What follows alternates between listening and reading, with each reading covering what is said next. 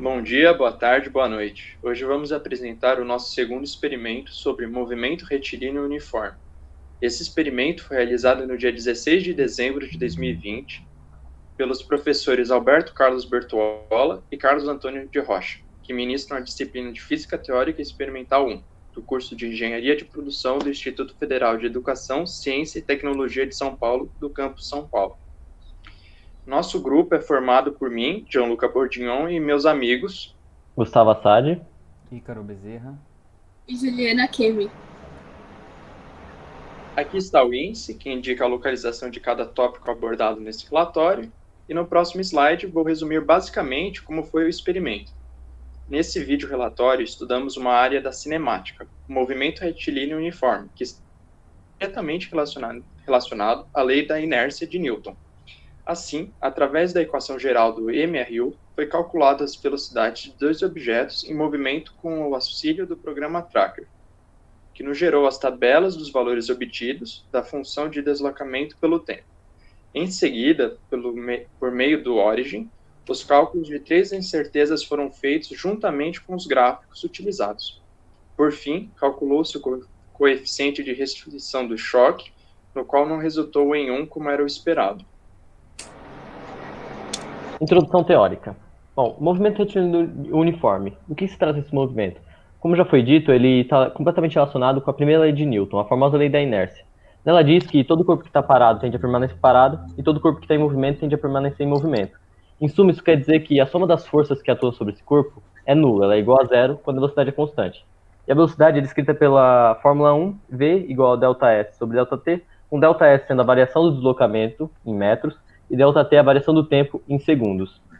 É fácil da gente enxergar esse comportamento de inércia quando a gente está dentro de um carro, por exemplo, que está em movimento e freia bruscamente. Tudo que está dentro do carro tende a permanecer em movimento e se inclina para frente.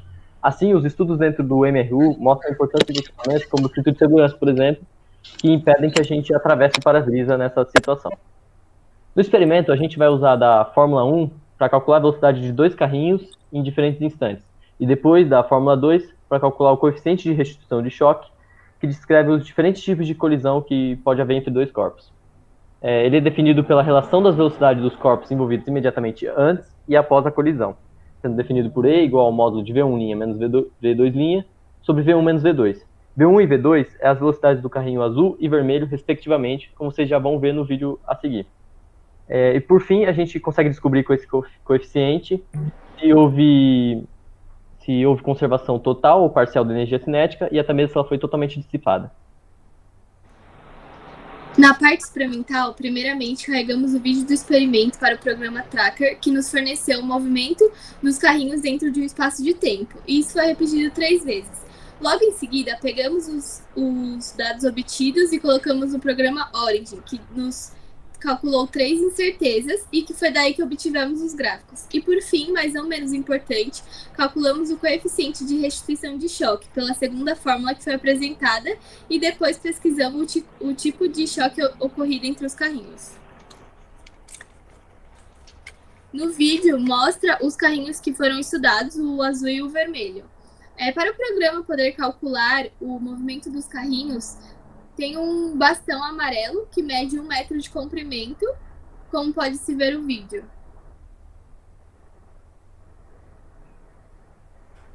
Resultados. Depois dos cálculos, a gente montou o seguinte conjunto de velocidades. O V1 é 0,3478 com uma incerteza de mais ou menos 0,007 metros por segundo.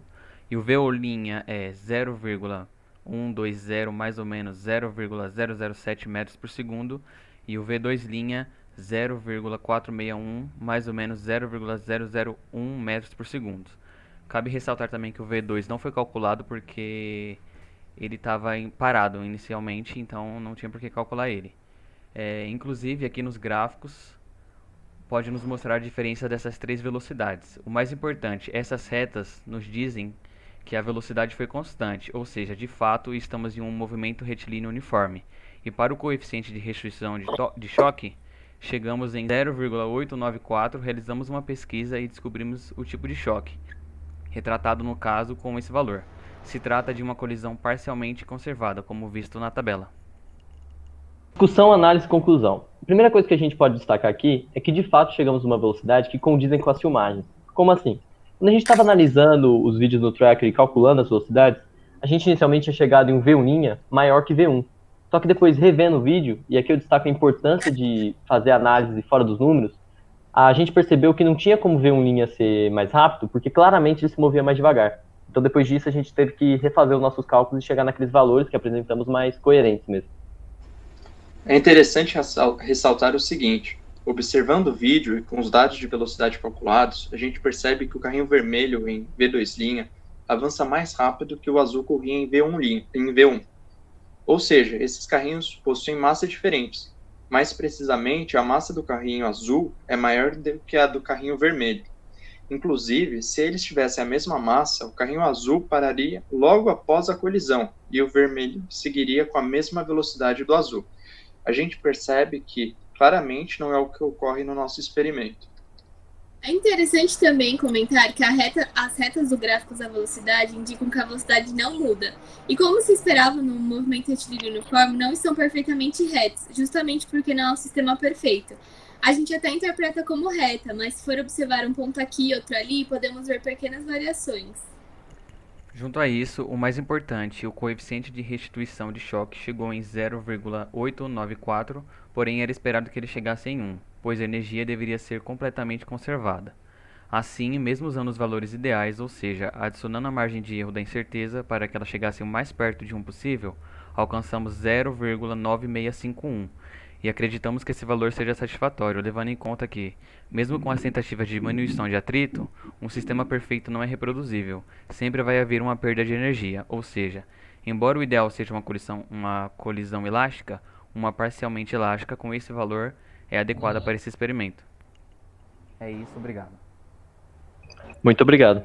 Obrigada.